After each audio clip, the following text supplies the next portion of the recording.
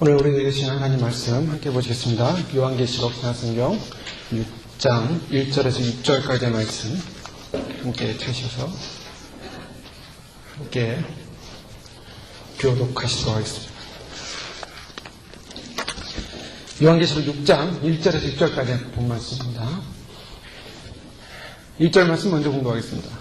내가 봄에 어린 양이 7인 중에 하나를 떼시는 그때 내가 들으니 내 생물 중에 하나가 우레소리같이 말하되 오라 하기로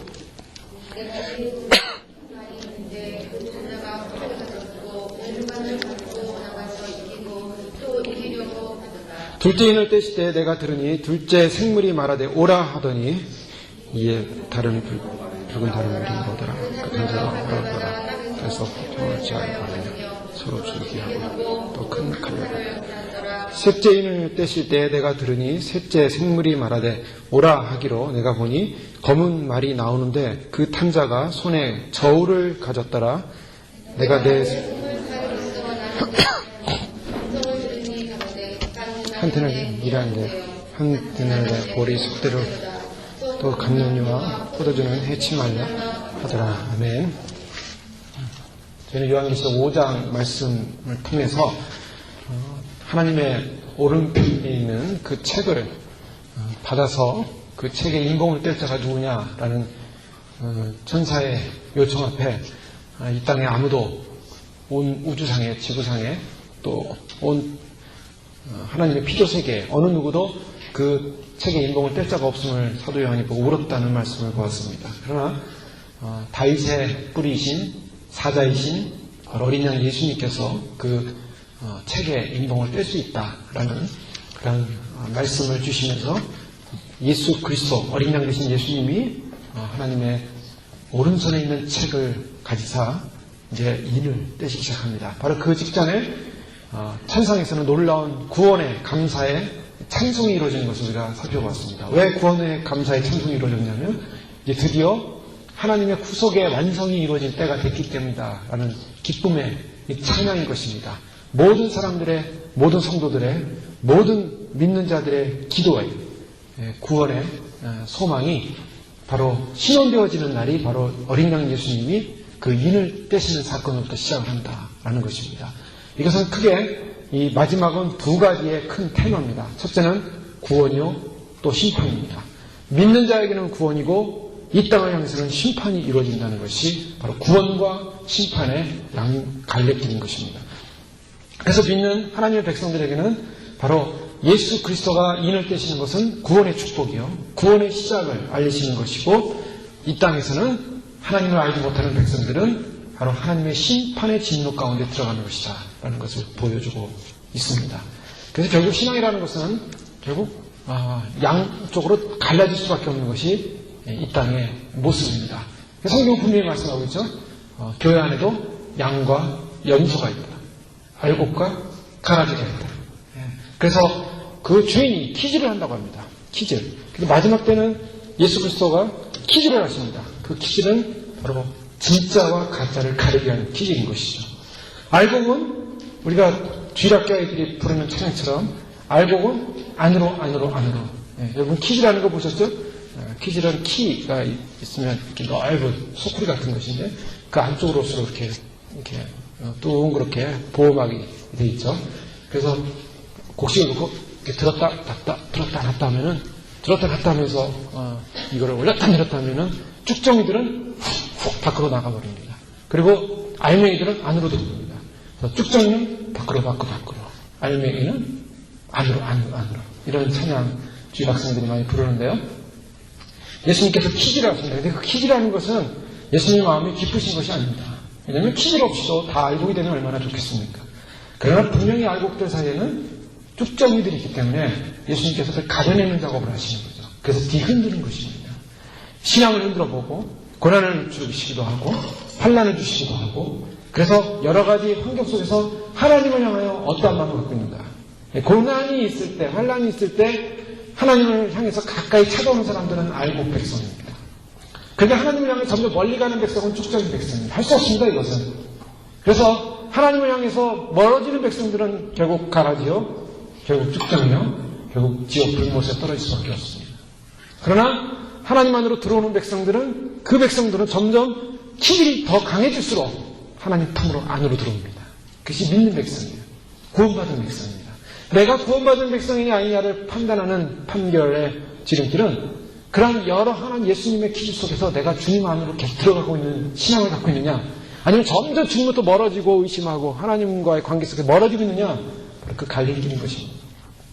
그래서 요한계시록 전체를 통해서 보면 믿는 자는 점점 하나님 앞에서 끝까지 믿음을 지키지만 믿음이 없는 백성들은, 소위 말해서 어린 양의 인을 받지 못한 백성들은 하나님을 원망하고 그리고 죄를 짓고 우상을 숭배하고 음행을 행하고 거짓을 행하고 그래서 죄악길로 간다고 말하고 있어요. 그래서 요한계시록 9장에는 모든 어려움 속에서 사람들이 회개하지 않는다라고 말씀하고 있습니다. 회개하지 않고 하나님께로 돌아오지 않는 것에 대해서 지적을 하고 있습니다. 자, 요한계시록 9장 10절 제가 미리 말씀을 드리면, 이 재앙에 죽지 않고 남은 사람들은 그 수로 행하는 일을 회개치 아니하고 오히려 여러 귀신과 또는 보거나 듣거나 다니거나 하지 못하는 금은 동과 목석의 우상에게 절하고 또 그 살인과 복술과 음행과 도적질을 회개치 아니하더라. 요한계시록 9장 20절과 21절에 분명히 언급하고 있는 것은 하나님께서 키질을 하시는 작업이 맨 마지막 출석 가운데 한 가지인데, 그런데 놀라운 것은 하나님의 마음은 어디 있냐면 그러한 하나님의 진노의 심판 가운데서도 회개하길 원하신다는 겁니다. 회개하는 자를 찾고 계신다는 거예요. 왜 어려움이 오는가? 회개를 하라는 것입니다. 그런데 사람들은 회개치 아니하더라는 거예요. 그래서 오히려 더 우상을 섬기고 돈을 섬기고 세상을 섬기고 세상 좋아하고 세상과 짝하고 은행하고 세상에서 거짓 행하고, 그래서 세상길로 간다는 거예요. 그러한 하나님의 구원과 심판의 갈림길이 바로 이제 예수 그리스도가 하나님의 오른손에 있었던 바로 그 책을 가리사 두루마리 책의 인을 떼심으로 이제 시작이 되는 것입니다. 인간들이 만들어낸 세상은 그것은 완전하지 못합니다. 로마 당시, 특별히 요한계시록을 쓰여질 당시에 사도 요한은 로마의 평화가 있었던, 로마가 군사적으로 전 세계를 장악했던, 바로 그래서 로마로 말미암아 이루어진 군사적 압제로 인하여 만들어진 평화, 또 문화가 싹텄던 것입니다. 그런데 그것이 만약에 인간이 만들어낸 지상 천국이라면 더 이상 백성들의 구원은 필요 없었겠죠. 인간들이 만드는 세상이 여기가 진정한 평화고 이 땅이 영원한 세상이라면 더 이상 구원이고 복음이고 다 필요 없습니다. 왜요? 이 땅이 구원의 자리인데. 그런데 놀랍게도 이 땅이 구원의 자리가 아니라는 것입니다. 바로 예수 그리스도를 통해서 알려주시는 말씀은 이 땅의 세상에 만들어 놓은 모든 평화나 문화가 종국적인 완성을 의미하는 것이 아니라 바로 예수 그리스도로 말미암아 완성되어지는 나라, 예수 그리스도로 말미암아 완성되어지는 문화, 바로 그것만이 진정한 종착역이라는 것입니다. 그것이 성경이 말하고 있는 메시지입니다. 그래서 결국 인간들이 만든 모든 평화와 문화는 일시적일 수밖에 없고 이것은 결국 무너질 수밖에 없다라는 것입니다. 자, 모래밭에서 해변가에서 모래집을 막 짓고 모래를 가지고 집을 짓는 사람들이 내가 여기서 영원히 살아야겠다고 생각하는 사람은 아무도 없습니다. 그 모래로 짓는 모든 집들은 어떻게 됩니까? 파도가 와서 한번 쑥 휩쓸면 다 없어지는 거예요. 자라면서 훅 밟아버리면 다 없어지는 겁니다. 그걸 보고서 내 작품 훌륭하다, 영원하다라고 착각하는 사람은 없어요. 거기다 아무리 영원하게 해보려고 거기다가 잘 무너지지 않게 무슨 접착제 같은 걸 뿌려봤자 곧 얼마 지나서 다 무너집니다. 예. 아무리 사람들이 만들어놓은 건물도 보십시오. 건물들 시멘트로 아무리 튼튼하게 만들어놓은 건물들이라도 세월이 지나면 시멘트가 부식해서 무너져요. 예. 인간들이 만들어놓은 모든 것들 영원한 건 아무도 없습니다. 2000년, 3000년 전 그렇게 화려하게 돌덩어리 가지고 만들어놨던 건축물들도요, 지진이 일어남으로 다 무너져 버렸고 기둥 몇 조각만 남아있는 그림들 얼마나 많습니다. 인간이 가지고 있는, 인간이 만들어낸 모든 가치관들, 인간이 만들어낸 모든 이 땅의 문화들 영원하지 않는다는 거예요. 다 잠깐이라는 것입니다. 당시 로마가 만들었던 모든 평화, 그것이 당시의 문화였다면 오늘날은 미국이라는 나라가 지금 현재로서는 세계의 평화의 파수꾼 역할을 하고 있는 것으로 보여지고 있습니다. 세계 어려운 지역에 군대를 보내고 전쟁을 억제하는 일을 하고 있죠. 전 세계에 군대를 보냅니다. 더구나 요즘은 이 냉전의 시대가 끝나서 미국과 러시아가 친하게 지내고 있고 또 공산주의 국가인 중국은 공산주의 국가죠. 철저한 이념이 다른 나라입니다. 원래는 원수 집안이에요. 이념적으로는 원수입니다. 그런데 돈이라는 문제, 경제적이라는 문제로 인해서 친한 척하고 지금 지내고 있는 거죠. 사실은 유럽은 이미 한 나라가 됐습니다. 유럽 연합으로 인해서 한 나라가 돼서 통합 대통령이 뽑혔습니다. 그럼에도 이상은 평화로운가? 과연 평화가 계속될 것인가? 평화를 낙관하는 사람들은 거의 없습니다. 언젠가 이 평화는, 이 질서는 깨지게 됩니다. 지금은 아주 평화의 질서를 위해 서로 막 그 힘의 다툼을 하고 있어요. 서로 힘의 다툼을 통해서 서로가 막 긴장 속에서 지금 가고 있습니다. 그런데 이 평화의 모습은 곧 깨질 조짐을 보여주고 있습니다. 그동안 사람들이 이슬람 세계를 많이 몰랐는데 반미 성향의 과격 테러 집단을 통해서 이슬람 세력은 미국의 원수구나 라는 사실을 사람들이 인식하기 시작했습니다. 미국 또한 마찬가지죠. 자기들을 그렇게 테러하려고 하는 저 반미 세력, 이슬람 과격 테러 분자들에 대한 굉장히 경계심을 갖고 지금 미국 전체가 국토안보부라는 이름으로 막 검색을 하고 공항에 들어오서 검색을 하고 테러 분자를 색출하기 위해서 노력하고 있지 않습니까? 지금은 보이지 않게 전쟁을 하고 있어요. 근데 이것이 어느 순간에 어느 부분에서 터지기 시작하면 이거는 힘의 균형이 깨어져 버리게 되는 것이죠. 북한이라는 나라가 자그마한 나라지만 우리나라와 연관되어 있지만 우리의 동족이지만 세계를 지금 세계 전쟁을 일으키기 위한 핵 내관 역할을 하고 있습니다. 북한의 내관 역할을 하고 있어요. 그래서 이 북한이라는 나라가 핵을 가지고 어떻게 할 것인가 여러 가지 시나리오가 나오고 있습니다. 북한은 반드시 마지막 세대의 이 세계 전쟁의 내관 역할을 할 것이다라는 것이 모든 사람들이 보는 관점이에요. 북한이 가만히 있지 않습니다. 저 체제가 독재체제, 3대 독재체제로 가는 저 체제가 내부에서 분열이 나서 일어나서 바뀌지 않는 이상에는 절대로 포기하지 않는 체제입니다. 절대로 포기하지 않기 때문에 저들이 극한 상황에 가면 반드시 전쟁을 일으킵니다. 그 전쟁의 희생제물이 바로 남한이죠. 남한을 통해서 전쟁을 일으키지만 그들의 목적은 전쟁을 일으켜 남한만을 점령하는 전쟁을 일으키지 않는다는 것입니다. 그들은 미국을 대상으로 또는 자기 주변 국가에 있는 중국이나 러시아를 대상으로도 그들은 핵을 쏠 수 있는 마음을 갖고 있는 사람들이에요. 자기들을 동조하지 않는 이유로. 가장 사타닉한 나라, 이 지구상에 남아있는 유일한 가장 마귀 같은 나라가 어느 나라냐? 북한이라는 나라예요. 물론 그곳에 있는 백성들은 얼마나 고통당하는지 모릅니다. 기아와 그 다음에 굶주림과 폭력과 압제를 죽어가고 있어요. 원래 북한에서 오는 소식들 보면 얼마나 마음이 아픈지 모릅니다. 예수님을 따라잡힌 사람들, 정치 수용소에 들어가서 정치범 수용소에서 태어난 사람들은 태어나서 거기서 자라는 거예요. 20년 동안 정치범 수용소에서 태어나가지고 20년 동안 정치범 수용소에서 살았던 사람이 북한 그 정치범 수용소에서 도망 나와서 탈북한 사건이 있었어요. 그래서 그 청년이 얘기하기에는 자기는 20년 동안 욕과 매와 폭력으로 인해서 단장된 짐승 같은 사람이다라고 자기를 고백해요. 거기는 죽음밖에 없어요. 매밖에 없어요. 저주밖에 없어요. 사랑, 화평, 평화가 없는 땅. 그런 사람을 동물 취급하면서 압제하는 나라. 북한이라는 존재. 지금 그 자그마한 북한이 어떤 역할을 할 것인가.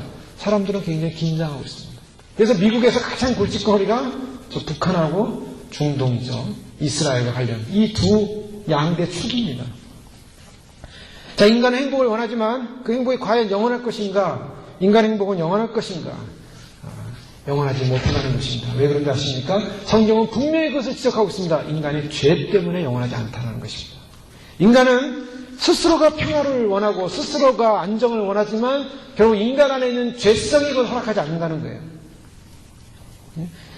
인간 안에 죄로 말미암아 이 땅은 점점점 하나님의 심판의 대상으로 되어가고 인간의 죄는 그러한 세상의 평화와 화평을 깨어버리게 될 수밖에 없다는 것입니다. 이번에 IT 지진에서 많은 국가들이 들어가서 도움을 주고 있고 또 많은 사람들이 동참을 하고 있습니다.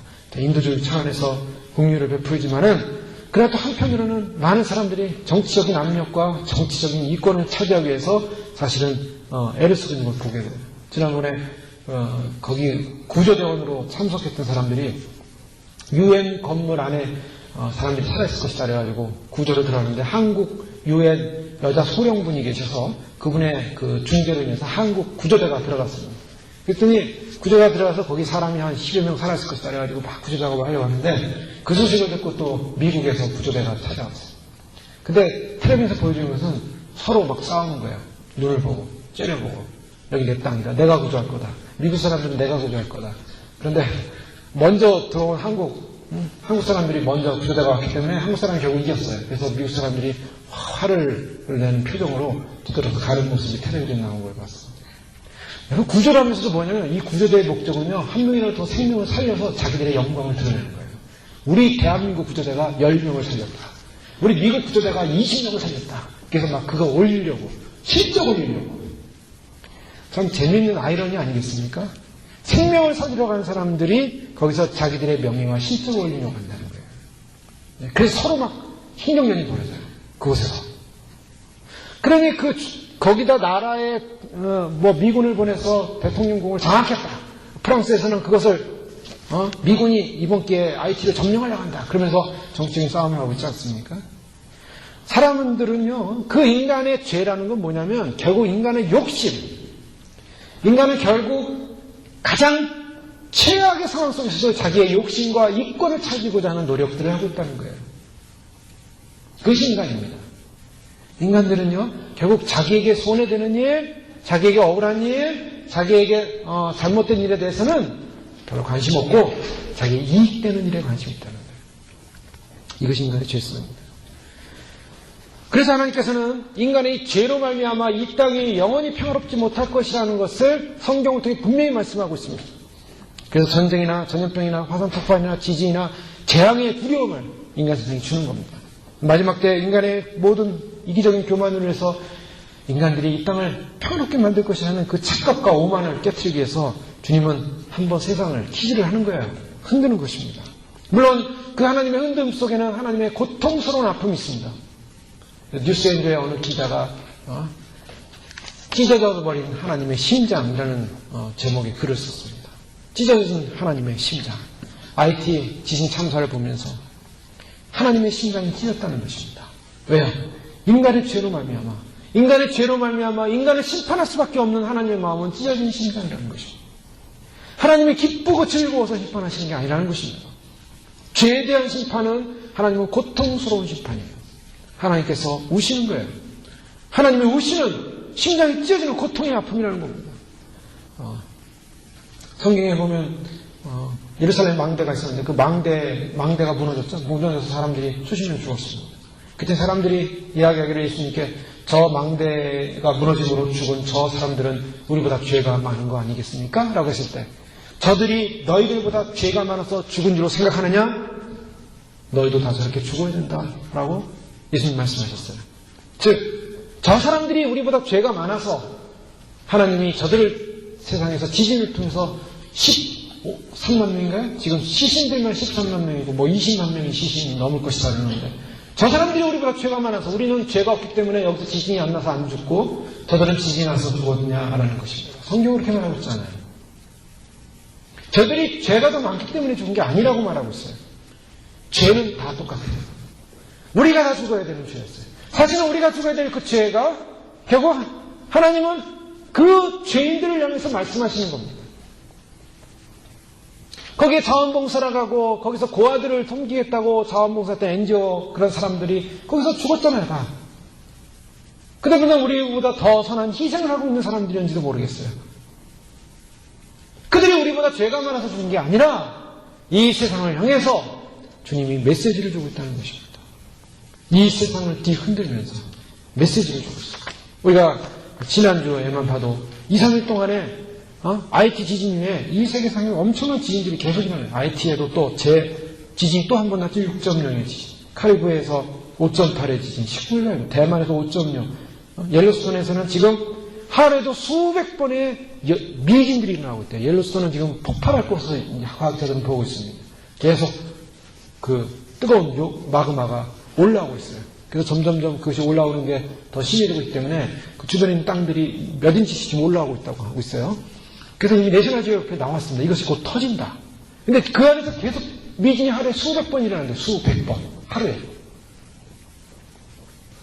그리스 서부의 18일 5.2 지진, 아르헨티나의 18일에 5.5 지진, 칠레 5.0, 과테말라의 6.0 지진, 중국 비주성의 4.0 지진을 7명이 사망했고, 아르헨티나 남부의 6.3 지진, 이란의 4.9, 이란의 지진이 또 일어났죠. 또 볼리비아, 남미 볼리비아의 어저께 5.3, 5.2 지진이 일어났어요. 지금 지난주 이틀 동안에, 이번 주 이틀 동안에 일어났던 지진만 해도 지금 14개, 15개, 큰 지진입니다. 그런데 지진 사이트에 들어가서, 지진 사이트에 들어가서, earthquake.com에 들어가서 이 남가주나 이 세상에 일어났던 지진 명령을 쭉 보면요, 수백 개예요. 과학자들은 이렇게 해요. 이런 지진은요, 그동안 100년에 일어났던 지진을 10년 안에 단축시켰고, 10년 안에 일어났던 지진이 1년 안으로 지금 일어나고 있고, 1년 안에 일어났던 지진이 지금 몇 달 사이에 막 일어나고 있다는 거예요. 무슨 말입니까? 지진의 강도가 점점 많아지고 세지고 있다는 거예요. 몰려오고 있다는 거예요. 하나님께서 이러한 것들을 통해서 우리에게 보여주는 거예요. 사람들은 이제 무감각해지고 있어요. 아, 이제 자연재해가 일어나니까, 여기도 저기도 일어나니까 자연재해는 일어나나 보다. 그래서 무슨 말입니까? 언젠가 우리에게도 일어날지 모르겠다. 두려운 마음을 갖고 살아갑니다. 미국의 중부, 로키 산맥 옆인가요? 중부 지역에서 지진이 일어나면은, 7.0의 지진이 일어나면은 어마어마한 피해가 온다는 겁니다. 거기도 지진대가 있더라고요. 중부에도. 이 해안, 캘리포니아에도 지진대가 있고. 어느 세계, 어느 곳, 어느 땅, 안전한 것이 없다. 성경에서 분명히 말하는 요한계시록에서는 너희들이 본 산과 너희들이 본 섬이 다 사라질 것이다. 무슨 말입니까? 하나님이 이 대륙을 바꾸신다는 거예요. 자, 예수님께서 이제 인을 떼시는 작업을 시작하십니다. 인이 떼어집니다. 이게 하나님의 놀라운 역사의 순간입니다. 근데 인을 떼실 때 누가 나오십니까? 인을 떼릴 때 내가 보매 어린 양이 7인 중에 하나를 떼시는데 어린 양이 떼십니다. 자, 양이 떼세요. 이 표현이 참 중요하지 않습니까? 인을 떼시는 분은 강하고 능력 있는 분이 아니라 그런 모습으로 나타나는 것이 아니라 어린 양으로 표현되고 있어요. 어린 양이 인을 떼십니다. 어린 양은 어떤 모습입니까? 어린 양은 고난받는 모습의 상징입니다. 왜 고난을 받았습니까? 바로 인간의 죄 문제를 해결하기 위해서 예수님께서 어린 양의 모습으로 오셨어요. 그래서 세례 요한은 예수님을 보고 세상 죄를 지고 가는 하나님의 어린 양으로다. 예수님 어린 양으로 오셨어요. 어린 양, 약한 양, 순한 양. 그냥 늑대에게 끌려가서 죽어가야 하는, 아무 말도 없이 죽어가는 그런 모습처럼 십자가에서 늑대들에 의해서, 유대인들에 의해서 비참하게 부끄럼 당하시고 십자가에서 피 흘려 돌아가셨어요. 만왕의 왕이신 그분이, 하나님의 아들이신 그분이, 인간도 아닌 신이신 그분이 인간 세계에 내려와서 인간들을 구원하기 위하여 비참하게 돌아가시는 어린 양 예수님. 천국에서 하나님과 함께 계신 그 어린 양의 그 보좌에서 주님은 어린 양의 모습으로 인을 떼시는데, 그것은 인류의 죄의 문제는 바로 어린 양만이 해결할 수 있다. 이 어린 양, 죄의 문제를 해결할 자이신 어린 양만이 이 죄의 문제를 다룰 수 있다는 것입니다. 그래서 그 심판의 주가 누구시냐? 어린 양이신 거예요. 그분이 인간의 죄의 문제를 해결하시는 분이에요. 또 죄의 문제를 해결하시면서 자신이 희생당하셨던 분이기에 이제는 바로 그분만이 인류를 죄의 문제를 심판하기 위한 심판주로 그 일을 떼신다는 개념을 담고 있습니다. 그래서 이 인을 떼시는데, 이 인을 뗄 때 첫째, 둘째, 셋째, 넷째, 다섯째, 여섯째, 7째 인까지 떼어집니다. 성경은 7이라는 수가 중요합니다. 7은 완전수를 상징하고 있고 완전한 심판, 완전한 구원을 말하고 있어요. 그래서 사탄이 그 완전수와 비슷한 모양으로 가기 위해서 무슨 수를 만들었습니까? 7이라는 수까지는 못 올라가요. 그래서 7은 못 올라가니까 그가 할 수 있는 최대한의 수는 6까지, 6. 그래서 666. 그게 왜 그런가? 삼위일체 하나님을 흉내내는 거예요. 삼위일체 하나님. 하나님이 성부, 성자, 성령으로 되어 있으니까 자기도 6이라는 최고의 수를 가지고 6이라는 소위 말해서 사탄의 수를 만든 것입니다. 그래서 요한계시록 13장에 보면 666이라는 수가 나오고 이 666의 수는 사탄의 마크예요. 그래서 사탄이 이 666이라는 마크, 자기의 복음입니다.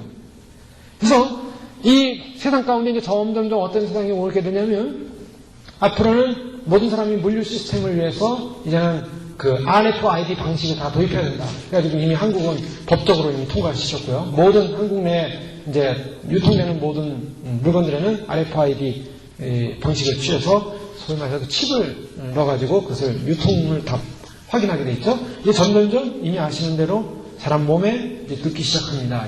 그래서 이미 넣기 시작했고 이미 실험이 다 끝났고 동물들에게 칩을 넣어가지고 컴퓨터에 의해서 동물들을 조절하는 그 뇌 조절할 수 있는 그런 모든 그런 연구가 다 끝났어요. 그래서 동물들을 조정하는 것이 악한 아주 싸나운 동물들도 칩을 넣어가지고 동물들을 조절하게 돼 있어요.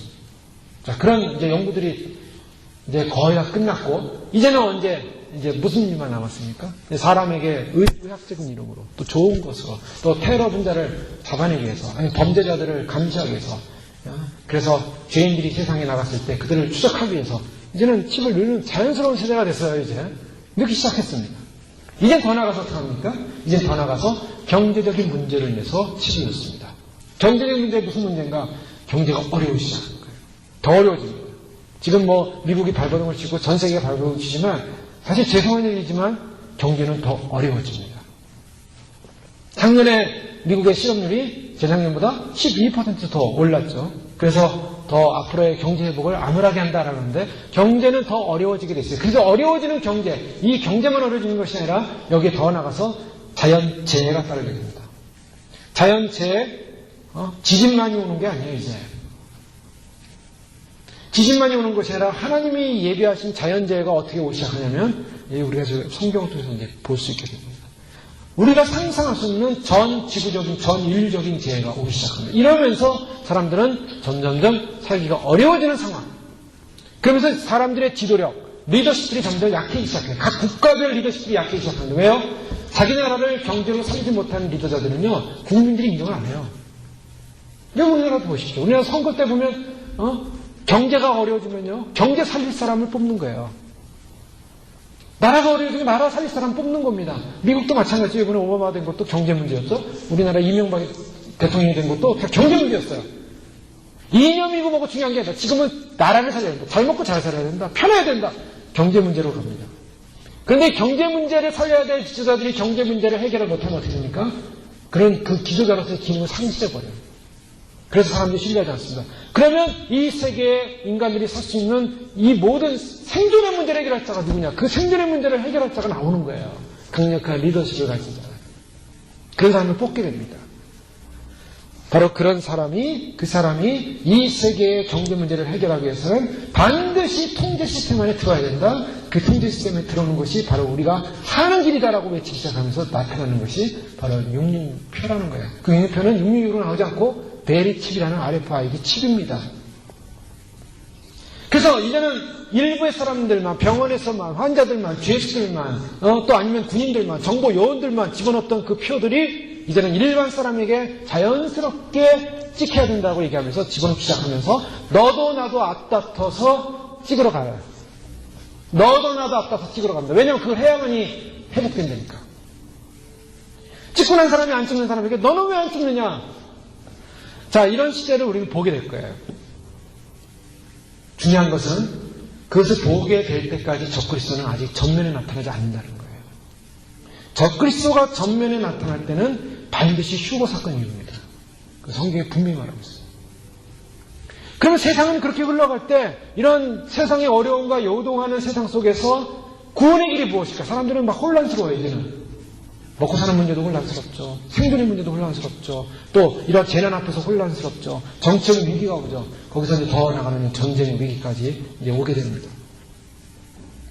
전 세계가 패닉 상태로 갈 때 이때 놀라운 것은 그동안 예수님을 왕으로 모시고 신랑으로 모시고 정결과 거룩과 성결로 준비된 하나님의 교회의 성도들이 휴거가 일어난다는 거예요.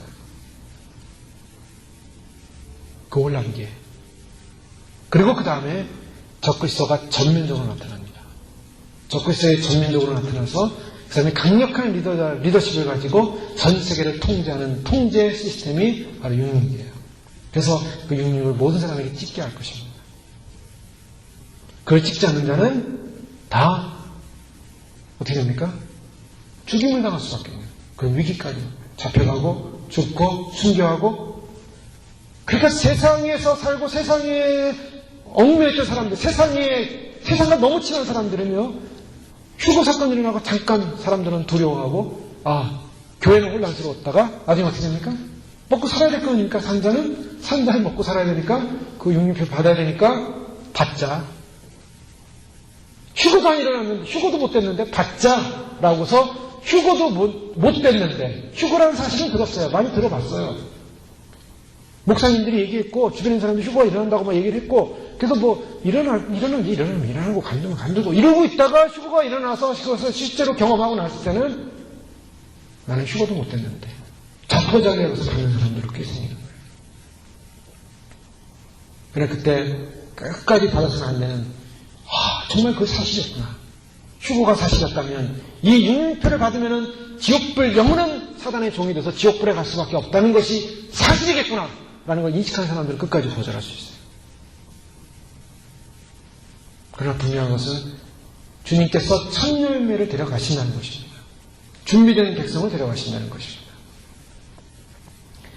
이 인이 떼어질 때 말이 나옵니다. 오늘 성경에서는 4종류의 말이 나오는데, 첫째 일 뗄 때는 흰 말이 나오고, 둘째 일 때는 붉은 말, 셋째 일 때는 검은 말, 넷째 일 때는 청황색 말이 나옵니다. 이 상징하고 있어요. 이 색깔이 상징하는 의미가 있죠. 다섯째와 여섯째인 때는 말이 나오지 않고, 다섯째인 때는 천상에서 순교자들의 탄원의 소리가 나오고, 여섯째인 때는 자연의 변혁이 일어납니다. 여섯째인째. 이 여섯째인을 우리는 주목을 해야 돼요. 여섯째인째 대자연의 그 변화가 일어났는데, 대자연의 주목은 이 하늘의 별들이 쏟아지고, 지구가 완전히 뒤흔들리는 그런 무서운 무시무시한, 이 역사 가운데 이런 큰 변혁이 일어나서 그걸 보지 못했던 그런 변혁이 일어나요. 큰 심판이 납니다. 자, 그리고 나서 일곱째 인 안에 일곱 나팔이 속해요. 그래서 일곱 나팔로 인해서 나팔 재앙수가 지나가, 나팔 재앙 때 안에 모든 성도들의 순교가 끝나고, 그리고 믿는 자들의 믿음의 인내가 끝나고, 적그리스도와 사탄과 마귀, 용들이 가장 격렬하게 믿는 자들을 고통을 주면서 자기들의 시대를 정한 거예요. 그리고 그것을 절하게 합니다. 지금 적그리스도가 어떻게 등장할까? 많은 사람들이 여러 가지 얘기하고 있지만, 지금은 우리가 주목했던 대로 옛 로마의 회복, 완전한 로마의 회복이 뭐냐면, 옛 로마의 신은 제우스 신이었는데, 이 로마 신 알고 제우스 신이라는 신이 굉장히 중요한 신입니다. 최고의 신이에요. 이 제우스를 섬기는, 신을 섬기는 일이 날 것이다. 이 히틀러가 앞세웠던 독수리 있죠?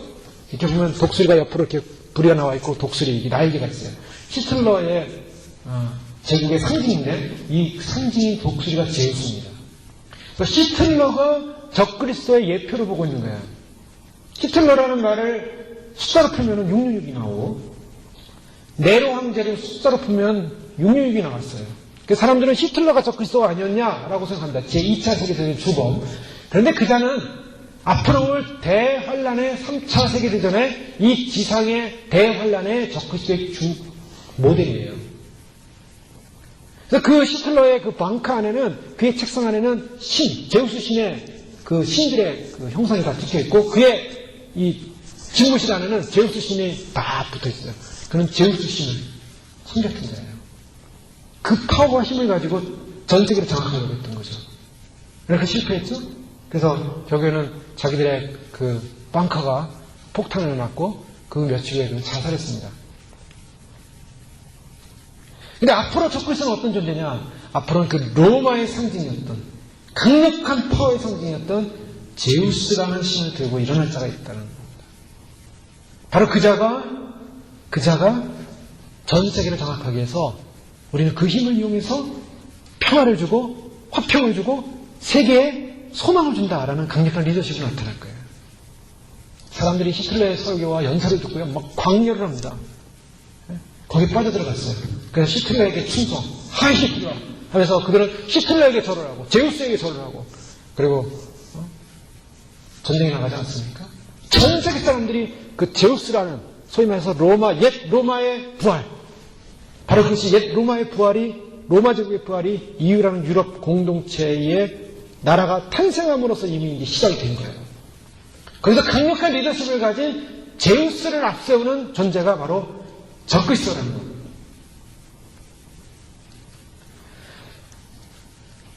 중요한 것은 첫 번째 흰말이 누구냐? 그 첫 번째 흰말은 오늘 말씀 보면 내가 보면 어린 양 7인 중에 하나를 떼시는데 그때 내가 들으니 네 생물 중에 하나가 우리의 소리같이 말하되 오라 하기로 내가 이에 보니 흰말이 있는데 그 탐자가 활을 가졌고 면류관을 받고 나가서 이기고 또 이기려고 하더라.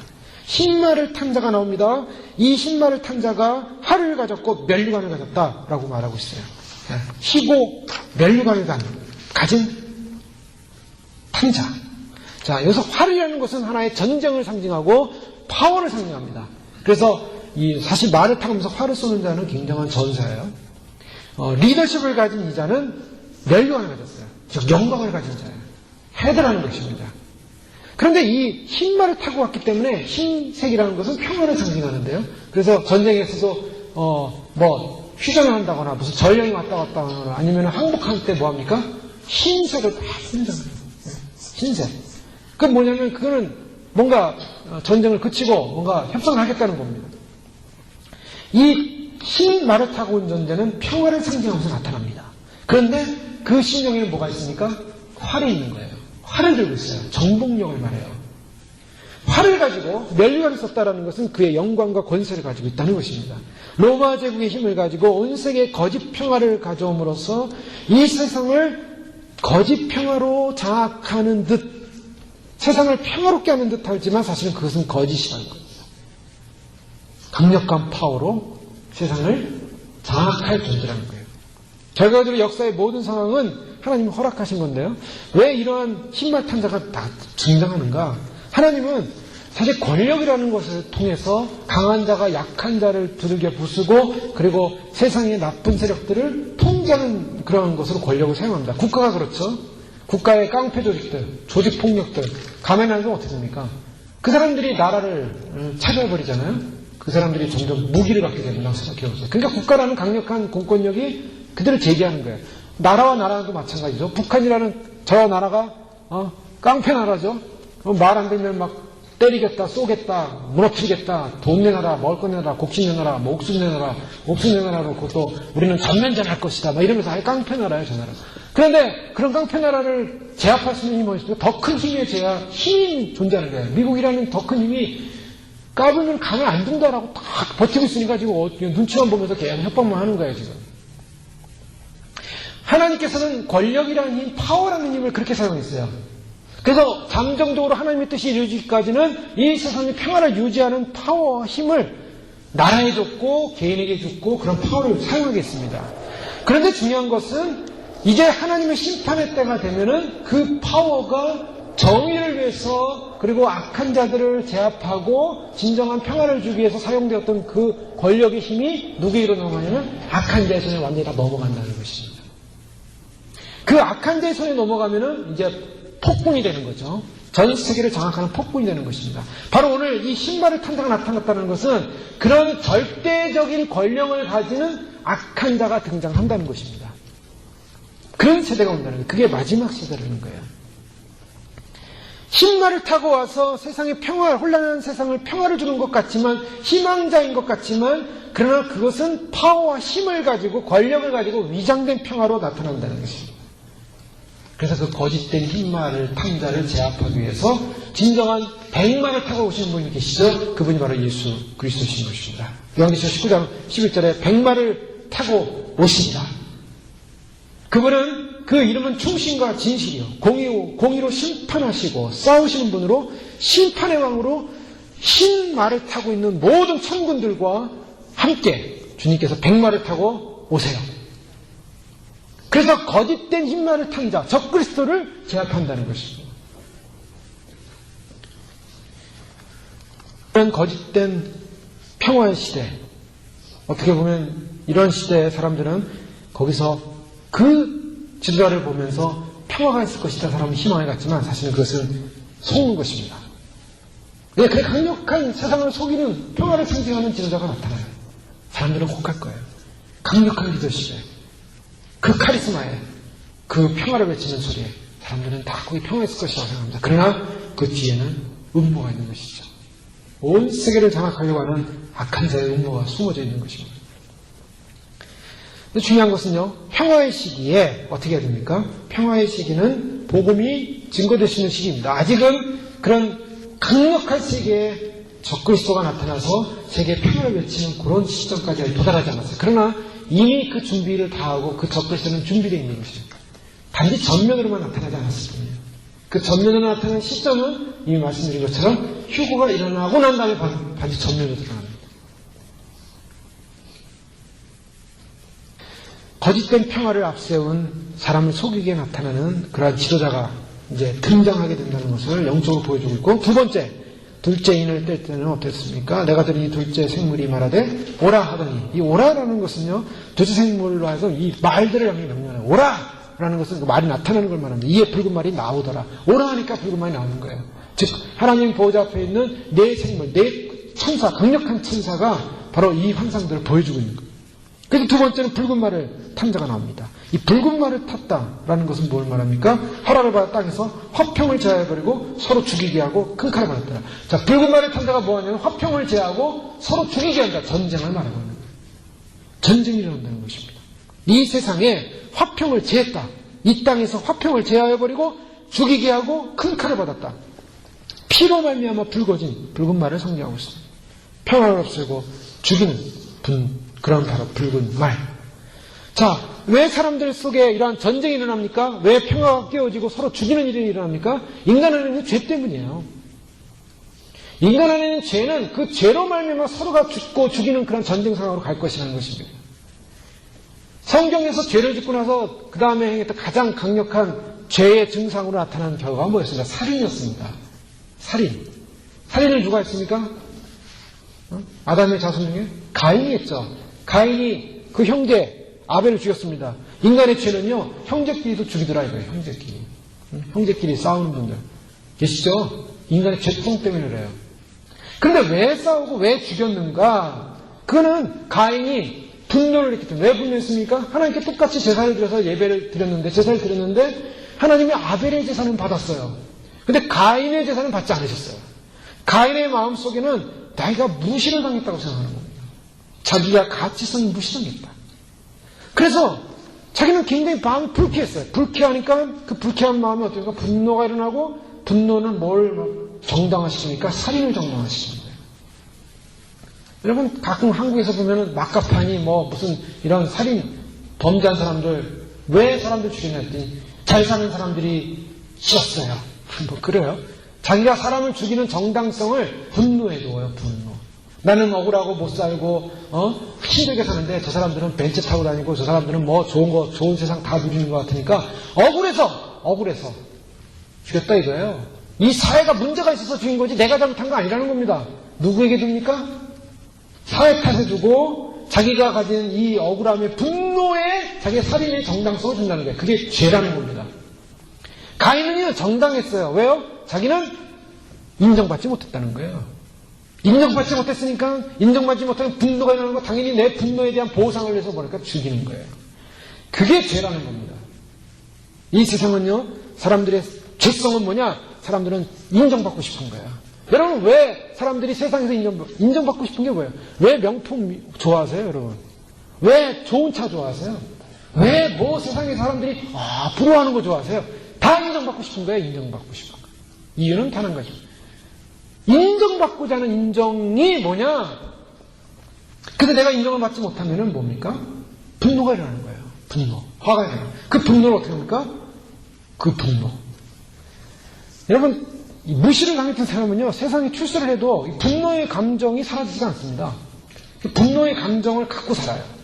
그 나중에 출세하면요 어떻게 됩니까? 너희들 나를 그동안 무시했지? 봐라 내가 이렇게 출세했다. 그래 너희도 한번 당해봐라. 나를 그동안 우습게 여겼는데. 그러면서 뭐합니까? 뻐기면서 하는 거예요. 뻐기면서. 그래서 한국에서도 갑자기 논밭 긁다가 재개발된다 가지고 땅 부자된 분들이 있어요. 분당 저쪽 수지 쪽에 가면은 거기 다 논밭이었는데 재개발되면서 그냥 졸지 거기 허름한 판교촌 같은 집 같은 데 살았던 분이에요. 농사짓면서. 근데 어느 날 재개발된다고 딱 선포되면서 그 땅을 팔아는 거예요. 그 땅이 어마어마한데 100억, 150억, 500억 이렇게 해서 땅을 팔게 된 거예요. 그게 어떻게 됩니까? 그동안 정말 가난하고 힘들게 살다가 갑자기 떼부자가 됐어요. 떼부자. 그러니까 과시하는 겁니다. 과시하다가 결국에는 어떻게 됩니까? 집안도 망하고 자기도 망하고 그런 분들 많죠? 그럼 인간 안에 있는 본질적인 죄성의 문제는요, 결국에는 자기에게 큰 피해를 줍니다. 분노는 큰 피해를 주고 결국 자신의 감정을 상하게 하고 행복감을 잃어버리게 하고 불안하게 하고 결국 불안한 마음은 어떻게 됩니까? 자꾸 이 안에 화가 일어나요. 미워하고 살인하고. 그래서 결국에는 그것이 개인적으로 가는 사람은 계속 그 심해지는 사람은 자살하는 사람도 있고요. 그 분노를 못 이겨서. 우울증이라는 건 뭐냐? 분노증이에요. 우울증은 한편으로. 조증, 울증. 그래서 조울증이라고 합니다. 기뻐하다가 확 다운됐다가 이것이 막 심하면은 이것이 왜 그래요? 내 안에 분노가 있기 때문에 분노. 이 분노의 문제를 씻어버려야 돼요. 그래서 이것을 개인적으로 갖고 있는 사람은 자기에게 해를 미치는 사람은 자살해 죽는 것이고 남에게 그걸 쏟는 사람은 남을 죽이게 되고 이것이 국가적으로 가면은 다른 나라를 침범하게 됩니다.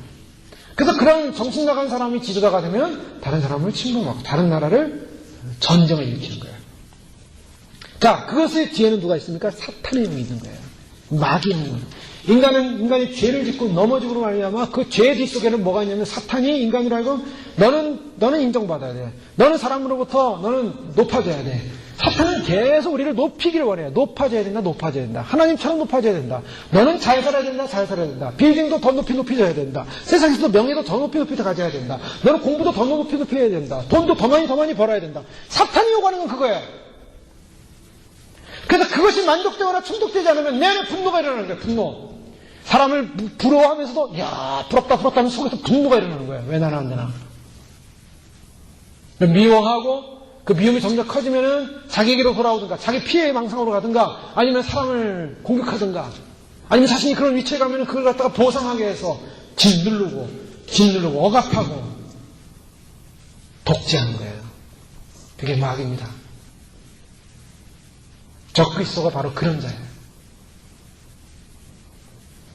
이 땅에 죄로 말미암아 결국 인간들은 싸우게 돼 있어요. 그래서 그것을 충분히라는 자가 바로 적그리스도의 영이고 적그리스도의 영은 지금 저 멀리서 적그리스도가 나타나가지고 그때 나타나면 하겠다가 아니라 지금 사실 적그리스도의 영은 온 세상을 지금 장악하고 있는 거예요. 사람들의 마음속에, 심령 속에. 미국의 대통령들이 대통령이 되면 주로 읽는 책이 라이놀드 니버가 쓴 신학자인데요. 비도덕적 사회와 도덕적 인간이라는 책이 나옵니다. 그건 뭐냐면 인간은 도덕적 인간으로 지음받은 것처럼 보이지만 인간 안에는 죄성이 있다는 걸 전제를 해요.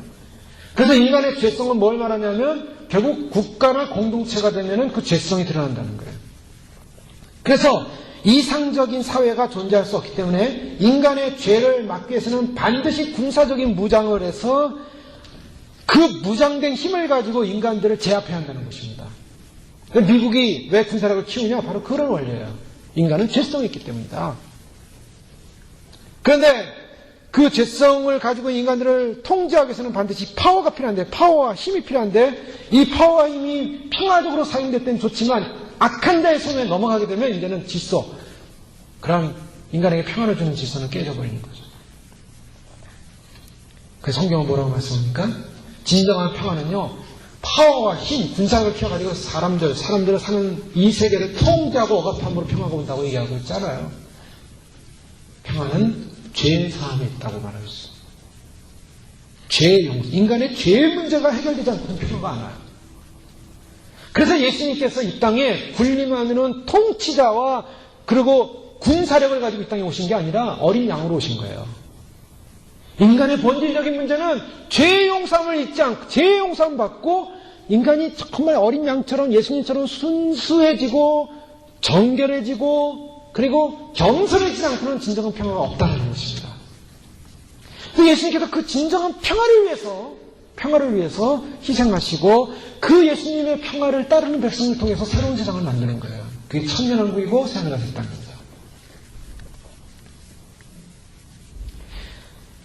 질성이 없어져야 분노가 없어지고, 분노가 없어지고 혈기가 없어져야 되고, 용서가 체험돼야 되고, 하나님의 은혜로 하나님을 안에서 사랑하는 마음을 갖고 살아야 된다는 거예요. 그런데 자꾸 우리는 질서수단인 칼을 가지고 사단의 조정을 받고, 세상은 그래서 힘을 키우고, 결국 힘은 어디로 갑니까? 나중에 배신이라는 걸 통해서 전쟁이 일어난다는 거예요. 예. 붉은 말이 나오면은 전쟁이 일어난다. 그래서 사람들의 마음을 충동질하고 분노를 일으켜서 결국에는 인간들 산의 모든 인간들의 마음에 있는 죄성으로 말미암아 보이는 가시적인 평화를 깨져버립니다. 성경이 뭐라고 말씀합니까? 분명히 말씀해요. 성경이 말하는 예언은 화평을 지하여 버리며 서로 죽이게 하고 큰 칼을 받더라. 자, 마지막 때는 평안하다 안전하다 그때라고 했습니다. 그래서 요즘 모든 미국의 대표들과 이스라엘 대표들과 팔레스틴의 대표들과 세상의 모든 국가 지도자 대표들이 저 중동 지방을 놓고 뭐라고 그랬습니까? 다 Peace and Security를 얘기하고 있어요. 평화하고 안정한 시대, 보안이 있는 시대. 바로 그런 시대가 와야 된다. 그 위해서는 반드시 이스라엘과 중동이 협상을 해야 되고 평화협정을 맺어야 된다. 어저께 보니까 클린턴, 힐러리가 이 중동 문제는 이스라엘과 팔레스틴 간에 너희들 당사자에게 사실 달려있다. 우리는 최선을 다해 노력하지만 너희들이 평화하지 않으면 평화는 이룰 수 없다라고 최종적으로 이제 주사위를 그쪽에 던졌어요. 지금 계속적으로 지금 미국의 정치의 최첨단은 국내외, 국외는 이스라엘과 팔레스타인의 문제입니다, 지금. 언제 터질지 모르는. 이스라엘이 바레인을 치겠다. 헤즈볼라를 치겠다. 지금 선포하고 있는 상황이고. 전쟁이 일어나는데 그 전쟁은 그냥 전쟁이 아니에요. 이제 일어나는 전쟁은 핵전쟁입니다. 화평이 제한해져 버리고 전쟁이 일어나고. 그래서 이제는 사람들의 손에 의해서 통제됐던 그런 통제 힘이 끊어지고 이제는 적그리스도에 의해 강력한 파워가 옮겨지는 그런 세대. 세계전쟁이 예고돼요. 그런데 왜 여기서 주목해야 돼요? 왜 이런 전쟁이 일어나냐? 앞으로 왜 전쟁이 일어나냐? 전쟁은 반드시 일어납니다. 전쟁이 왜 일어나냐? 그것은 영적인 전쟁이 벌써 일어났기 때문이에요. 여러분, 이 세상의 물리적인 전쟁과 물리적인 상황은요, 영적인 문제가 있어요. 제가 말씀드렸죠? 영적인 질서가 깨어지면 반드시 물리적인 질서가 깨어집니다. 우리의 시체는 여기가 아니라 영적인 데 있어요. 천사장 미가를 통해서 사단과 싸웁니다. 공중에서. 공중 권세자들이 이제는 다 지상으로 쫓기게 돼 있어요. 지상으로 다 쫓겨내려옵니다. 그동안은 세상을 그들이 장악해서 그들을 섬기고 그들을 우상화하고 그래서 그들을 섬기다가 세상 사람들이 그것만 바라보고 살다가 죽으면 지옥 갔는데 이제는 그 실체인 공중 권세자분 자들이 미가엘 천사장에 의해서 또 천군에 의해서 쫓겨서 다 밑으로 내려와.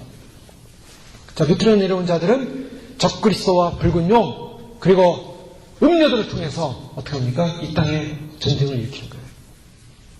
영적 전쟁입니다, 사실. 더 나가서 세 번째로 볼 수 있는 것은 셋째 인을 떼실 때 내가 들으니 셋째 생물이 말하되 오라 하기로 내가 보니 검은 말이 나오는데 그 탄자가 손에 저울을 가졌더라. 내가 네 생물 사이로서 나는 듯하는 음성을 들으니 가로되 한 데나리온의 미란데요 한 데나리온의 보리 속대로다. 또 감람류와 포도주는 해치지 말라. 네, 세 번째로 나타나는 현상이 무엇입니까? 전 세계적으로 기근을 말하고 있어요. 무서운 기근. 앞으로 대재앙이 오는데 이 대하의 재앙 가운데 가장 강력한 재앙이 무엇이냐면 기근입니다. 이 기근도 우리가 이것도 본질을 알아야 돼요. 왜 이 땅에 기근이 오는가? 영의 기근이 왔기 때문이에요.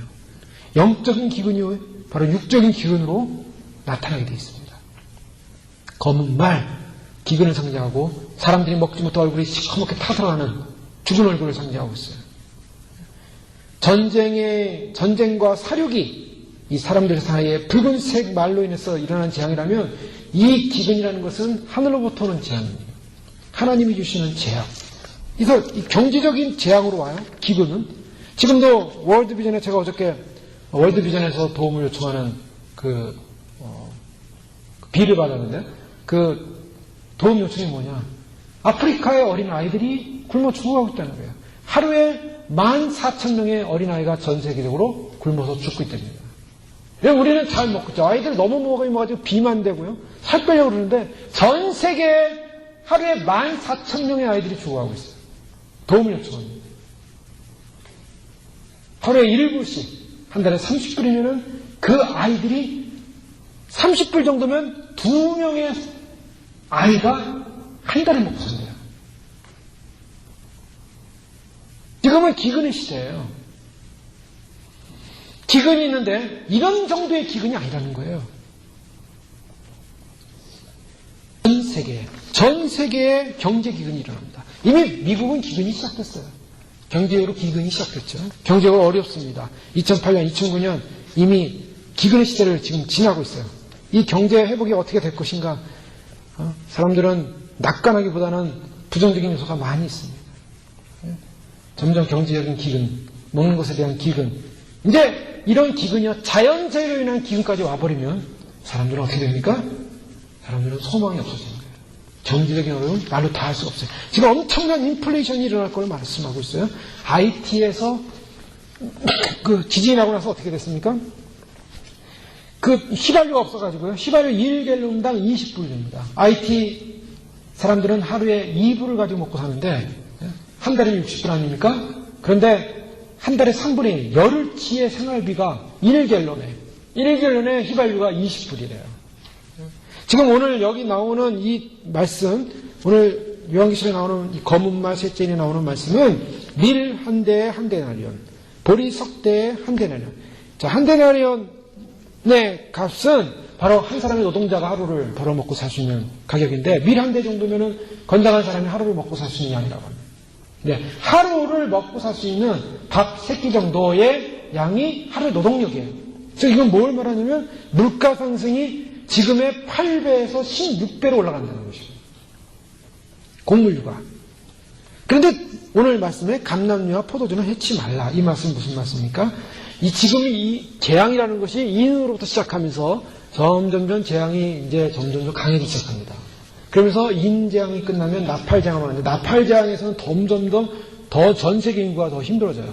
4분의 1의 사람들이 죽다가 전 세계에 3분의 1이, 그 남은 사람 3분의 1이 죽어가는 전쟁이 일어나는 그 어려움이 옵니다.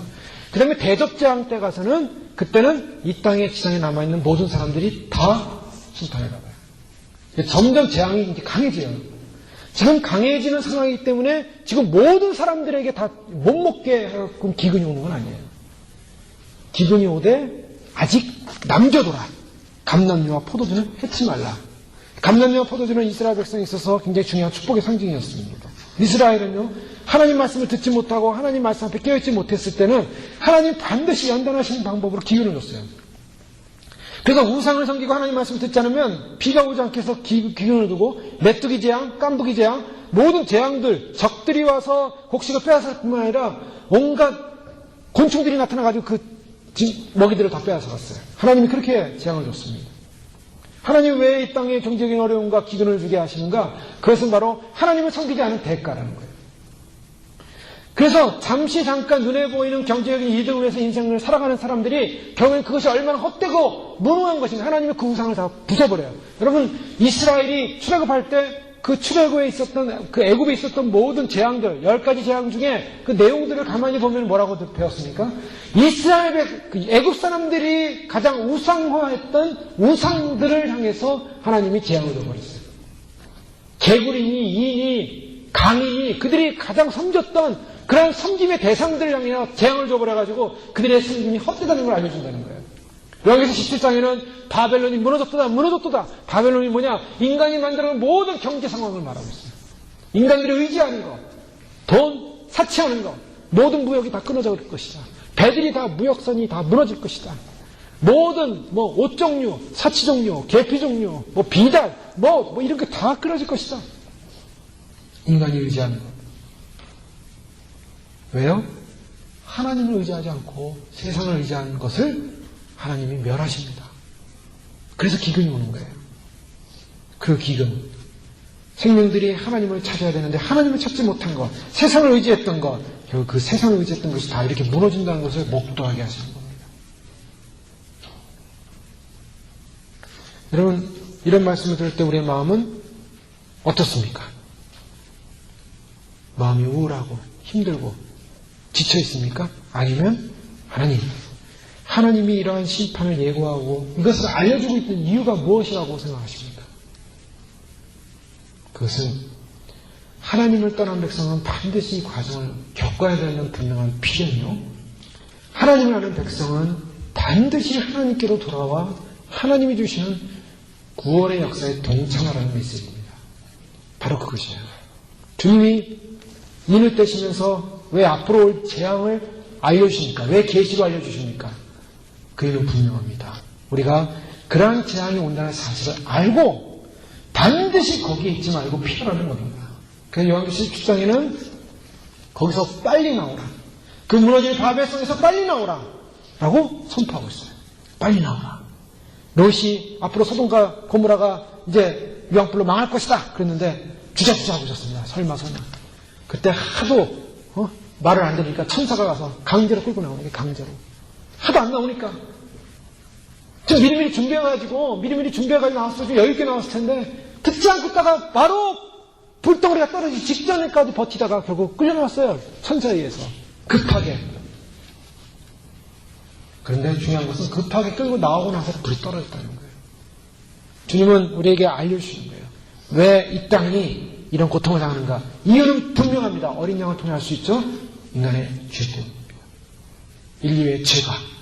인간이 결국 그 죄로 말미암아 사단에게 속아서 사단의 길을 걸어갈 때 인간에게 더 이상 주님은 이 땅을 향해서 구원을 주길 원하시지만 그 구원이 영원하지 않다는 것. 그래서 심판의 주로 오시기 때문에 반드시 주님 오시기 전에 바로 이런 재앙과 심판이 있다는 사실을 알고 우리가 때로는 이런 고난 가운데 그리스도인이 또 완전히 예외되는 건 아니에요. 일부 우리가 참여하면서 감기기를 합니다. 그러나 끝까지 믿음으로 인내하며 있다가 완전히 그 하나님의 대재앙 속으로 우리를 집어넣지 않고 주님이 반드시 그 대재앙의 결정적인 순간에 우리를 주님이 데려가시고 이 땅의 마지막을 정리하시게 될 것입니다. 바로 그때가 임박했음을 알고 주님 안에 깨워서 믿음으로 예배하시고 주 안에서 구원의 대열에 다 동참하셔야 하는 것이 주의 이름으로 축원합니다. 기도하겠습니다. 말씀 기억하면서 하나님 들었습니다. 주님은 분명히 말씀하고 있습니다. 인을 통하여, 인재앙을 통하여 구원의 메시지를 우리에게 주시는 줄 믿습니다. 이 땅은 거짓 평화가 일어날 것이고 전쟁이 일어날 것이고 우리가 상상할 수 없는 기근이 시작되면서 이 땅의 재앙의 심판이 시작될 것입니다. 주님은 그러한 재앙의 심판을 맡아놓고 우리가 반드시 이 세상에 의존하지 않게 하시고 하나님 우리를 구원하실 자, 우리의 죄를 용서하실 자, 우리가 예수께 모든 것을 맡기고 구원의 대열에 다 동참하게 하여 주옵소서. 주님 오시는 날 이 지상에 남지 않고 주님 끝까지 믿음으로 인하여 참으로 이 모든 환난을 피하는 인자 앞에 서는 주의 신부들 되어지게 축복하여 함께 기도하겠습니다. 하나님 아버지 하나님 감사합니다. 주님께서 저희를 들어주시고 아버지 참으로 주님 우리가 이 땅을 살아가면서 대재앙의 고통과 절망 속에서 우리는 살아갈 수밖에 없습니다.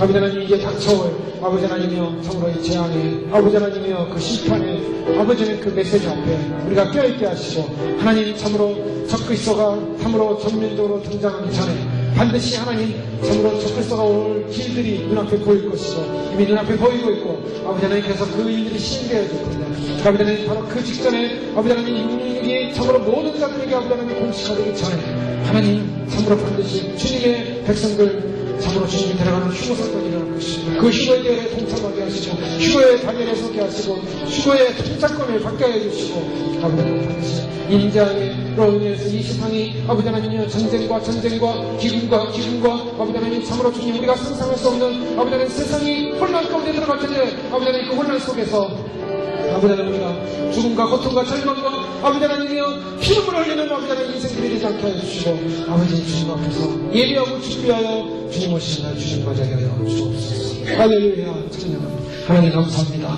주의 계시의 말씀을 통하여 주님의 오심을 예배하게 하시니 감사합니다. 우리의 구원은 어린 양 예수께 있습니다. 어린 양 예수만이 우리를 구원할 수 있기에 이 세상 어떤 것도 우리는 피할 곳이 없고 안식처가 없고 소망처가 없기에 우리의 소망은 바로 하늘에 계신 예수 그리스도 다시 오시는 예수님 참으로 우리를 구원하시게 오시는 바로 그분에게 주님에게 우리의 소망이 있기에 주님 우리가 이 메시지를 받고 깨어 준비하여 주님 오시는 날 영광 가운데 주 앞에 들림마다 설 수 있도록 저희를 축복하시는 주 주시옵소서. 예수님 이름으로 감사하며 기도하옵나이다. 아멘.